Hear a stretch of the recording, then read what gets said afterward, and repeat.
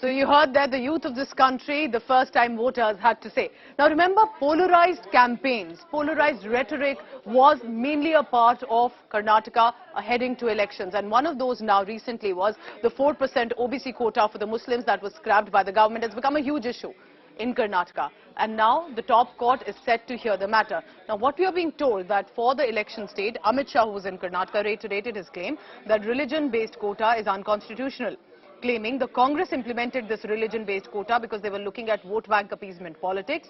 Amit Shah has said his government has worked towards social justice by abolishing this quota. BJP President JP Nadda added that the Congress wanted to allegedly withdraw the quota given to Lingayats and Vokaligas as well. Earlier, senior Congress leader Siddaramaiah and DK Shivkumar had claimed Congress will revive the old reservation system and will bring back this Muslim quota if they come to government. The Supreme Court will hear the petitions challenging the government decision to scrap the 4% OBC quota for Muslims. The court had earlier adjourned the hearing following a request made by the state. कई बार Bharatiya Janata party के कई नेता party छोड़कर गए हैं, कोई पहली बार नहीं है। पार्टी जब कठोर फैसले लेती है तो कोई उसको हजम कर पाता है, कोई नहीं कर पाता है। जो हजम कर लेते हैं उनका पार्टी में सम्मान भी होता है, जो चले जाते हैं वो अपना भविष्य दूसरी जगह तराशते हैं, मगर ज्यादातर पार्टी छोड़कर गए हुए कार्यकर्ताओं का भारतीय जनता पार्टी का इतिहास है कि वो चुनाव नहीं जीतते। That is true. As long as he was in BJP, now he is accepting the ideology of the Congress party, he is accepting the secularism, he is accepting the social justice, he is accepting the mistakes that he has done. Why are they saying now that they are going to withdraw the Lingayat reservation which we have given? Why are they saying that they will withdraw Vokalinga reservation which we have given? So they have no sentiments. It is division in which they believe. They want to divide the society, and we believe to unite the society and make a strong society. Amit Shah doesn't know the history of Karnataka politics. I am a part of that government myself, Mr. Revanna, we were a part of Virendra Patil. I have not made any chief minister to cry. Before resigning, Mr. Yediyurappa, what threat has been given to Yediyurappa, what language he is speaking, I don't want to disclose it. Still this, whatever the tears has come out, it is rolling on the streets of Karnataka, and it will reply later.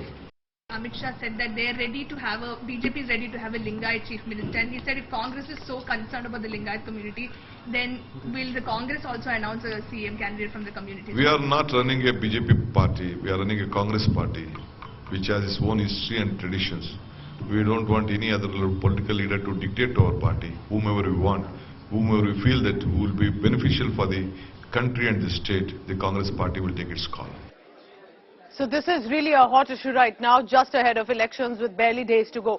Shilpa Nair to give us the perspective on that. Shilpa, clearly the netas are reacting on it, whether it was the hijab row or now this OBC Muslim quota 4% that was scrapped by the government. Are these the issues that are pertaining to the ground? What do you see as the ground sentiment as well? And how, because this is going to be taken up legally as well, will this find a closure before elections?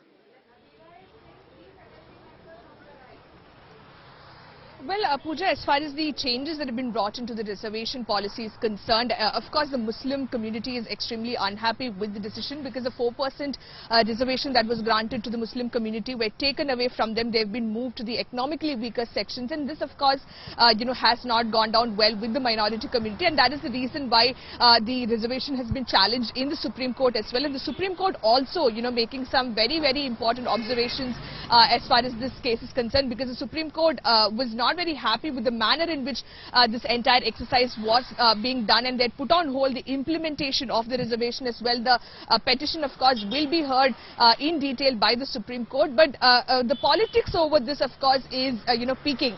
The Congress party, of course, says if they come back to power in Karnataka, then this new policy, the changes that they've brought into the reservation policy, will not be implemented because they believe what the BJP has done is unconstitutional. But the BJP, on the other hand, says they are only actually upholding social justice by, increasing the quotas for the SC/ST communities or the OBC communities, and they say that the Congress, has been trying to appease the minority community and no reservation should be granted on the basis of religion. So it is, of course, a war of words between the BJP and Congress as far as the reservation issue is concerned. But on ground, of course, we are waiting to see the election results will tell us whether this the changes, the last-minute changes that the Mumbai government brought into the reservation policy will have any effect, as far as the Lingayat community. I want to go beyond all of this and focus and ensure if this infrastructure development that is being brought to everyone, irrespective, perhaps these religion-based reservations or reservations at all may not matter. But that, of course,